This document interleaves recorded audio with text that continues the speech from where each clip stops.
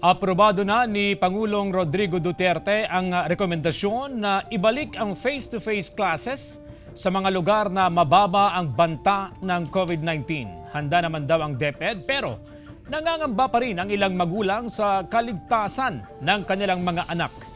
May ulat si Russell Simorio.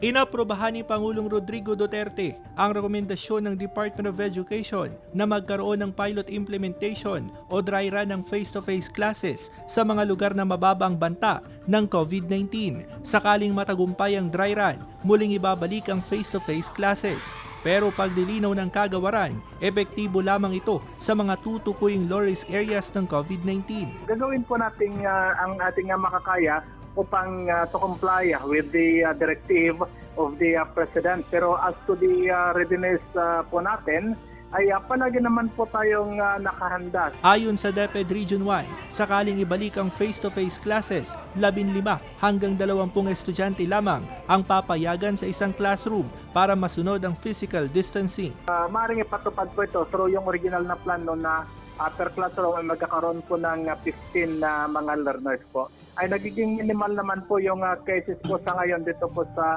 Region 1. Actually nga po dito sa province of Balonion ay nananatili po na under MGCQ. Nanindigan ng ilang magulang na wag munang ibalik ang face-to-face classes hanggat may community transmission pa rin ng COVID-19. Ayaw ko namin papasukin kasi may panpatay pandemic pa, di simple kawawa yung mga bata pag silang natamaan. Kaya ayos na yung online class para ako na.